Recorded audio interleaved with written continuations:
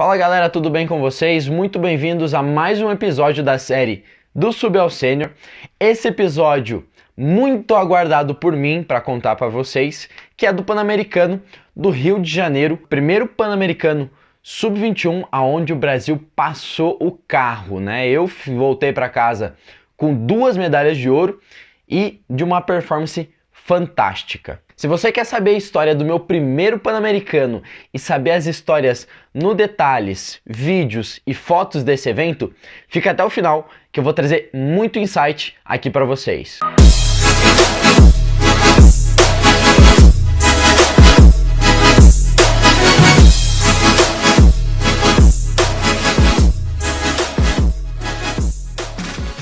E antes da gente continuar, eu quero que você desça um pouquinho para baixo e dê uma curtida nesse vídeo, compartilhe aí com seus amigos, deixe um comentário no final do vídeo que vai me deixar muito feliz e eu converso com vocês aí nos comentários também, beleza? Bom, o Pan-Americano do Rio de Janeiro ele começa de um jeito bem interessante.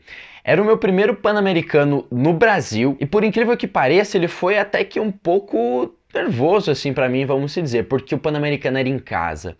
E o pior de ser em casa é que a gente tava com o Comitê Olímpico ali. Uma outra coisa especial que aconteceu nesse Campeonato Pan-Americano foi que a gente pôde conhecer a estrutura olímpica do time Brasil, o centro de treinamento Maria Lenk, que ficava na frente do nosso hotel. Então a gente tinha uma vista bonita de quando acordava e aquilo era uma motivação para a gente continuar treinando e ir muito bem no Pan-Americano. Então a gente pôde conhecer toda a estrutura do Maria Lenk, a questão das piscinas, fisioterapia, a gente viu a academia, a gente foi treinar na sala de combates, né, que é na verdade é um piso para tatame de judô, mas que atendeu muito bem as necessidades do karatê naquele momento, né? A gente fez 2 a 3 treinos antes das competições começarem, então a gente conseguiu fazer uma adaptação legal, a gente pôde dar uma soltada e isso ajudou muito a seleção brasileira a se adaptar para o Campeonato Pan-Americano. Eu acho que foi um fator fundamental para o sucesso do Brasil nesse evento. Claro, sem contar toda a atmosfera olímpica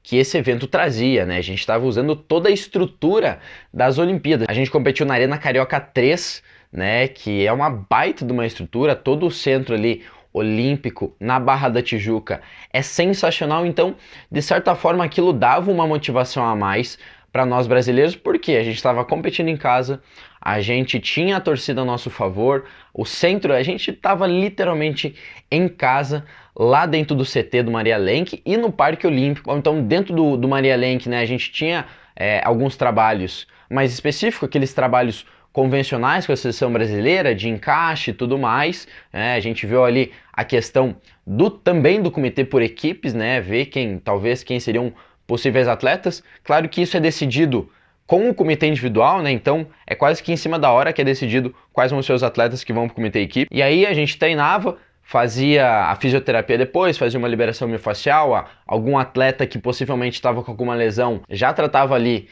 com os fisioterapeutas do time Brasil. Então toda a estrutura do Comitê Olímpico do time Brasil, ela estava disponível pra gente, uma estrutura sensacional. Futuramente eu vou contar para vocês aí, passei 2 meses praticamente no CT do Maria Lenk, treinando com a seleção brasileira principal, né, que era um pré-camp dos Jogos Pan, e é sensacional a estrutura. Eu recomendo que um dia você vá lá para conhecer a estrutura, se você puder usar da estrutura, melhor ainda. Uma academia super equipadíssima, sala de luta, sala de descanso, piscina, sala de crioterapia, tudo. E tudo que você precisasse na fisioterapia tinha lá. Bom, nesse Pan-Americano, a gente estava fazendo concorrência direto com os Estados Unidos, né? Os Estados Unidos vinha muito bem de um Pan-Americano de 2017 e a gente ia ter que bater de frente com eles aqui dentro da nossa casa. E esse bater de frente aqui dentro da nossa casa, ele foi real, foi até o último dia de competição, né? A gente acabou começando ali nos katás, né? Tem toda a abertura do evento de manhã cedo, aí à tarde tem os katás, e aí a gente foi competindo, eu ia competir na sexta-feira, né? Que era o comitê individual sub-21, e aí, no sábado, iam ter as categorias júniors. O que aconteceu? A gente chegou na sexta-feira de competições e a gente estava simplesmente em 4º lugar. Geral. O Brasil estava em 4º lugar geral. E aí a gente tinha só o sábado onde tinha os comitês júnior e o comitê por equipe sub-21, tanto masculino quanto feminino. E aí, o que aconteceu? A gente tinha que ganhar todas as categorias do júnior para que a gente pudesse ser campeão geral. O que aconteceu? O Brasil levou todas as categorias do júnior, feminino e masculino, e aí a gente também ganhou o comitê por equipe masculino. E aí o Brasil acabou passando à frente no quadro geral de medalhas no último dia. Então foi uma emoção para todos os brasileiros que estavam lá, para os técnicos, sem sombra de dúvida nenhuma foi uma emoção. Claro que foi uma pressão gigantesca a gente chegar no último dia de competição em quarto lugar geral, né? Então sobrava uma responsabilidade para os atletas gigantesca. Por quê? Porque a gente estava competindo em casa, tinha o Comitê Olímpico olhando a gente, tinha toda uma atmosfera olhando para o Karatê do Brasil. Então a gente não podia não ficar em primeiro lugar, né? A gente não tinha essa possibilidade. Então as categorias júnior passaram o carro e levaram o Brasil para o título geral. Mas antes do sábado eu lutei, e na minha categoria eu acabei fazendo 5 lutas até a final, né? Então com a final foram 5 lutas. E de certa forma, as categorias, a minha chave, eu até que passei com tranquilidade. Eu fechei todas as lutas até chegar à final, né? E o engraçado é que eu fiz todos os protocolos da minha pré-competição, fiz tudo. Tava muito nervoso, eu admito. Só que uma coisa que me ajudou muito para esse Pan-Americano foi a carta que eu fiz para mim mesmo.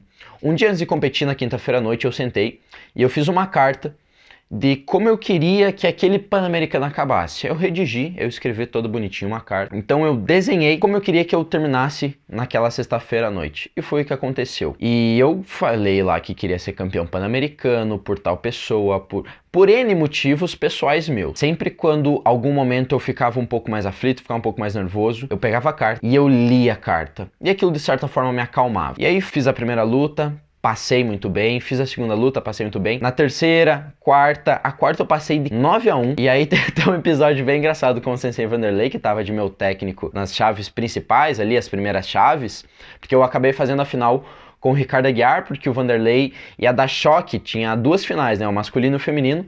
O Sensei Vanderlei tinha a Vitória, se eu não me engano, que é uma aluna dele, que ia fazer final junto comigo. E aí eu acabei entrando na final com o Sensei Ricardo Aguiar. E aí, na semifinal, eu tava ganhando de 7-0. E aí, numa bobeira, eu acabo tomando um ponto. Eu olho pro Sensei Vanderlei, assim, esperando alguma instrução. Ele olha pra mim e fala assim, quem faz 7, faz 8. E eu falei, ô, Sensei. Aí eu acabei fazendo um ponto, acabei fechando a luta de 9-1. Mas foi engraçadíssimo demais, porque eu olhei pra ele e falou aquilo, eu falei assim, ô, Sensei, beleza. Bom, encerram-se as semifinais, e aí tem um lapso de tempo, porque eles fizeram as finais do Rio de Janeiro ao final do dia. Então, todas as finais foram juntas, né? Eles deixaram 2 cotôs, um masculino e um feminino, e aí as finais aconteciam simultaneamente, mas em 2 cotôs, um cotô masculino e outro feminino. E aí eu fui competir no final do dia, se eu não me engano, a minha chave acabou, era umas 2 horas da tarde, então deu tempo de eu comer, me recompor, dar uma descansada, porque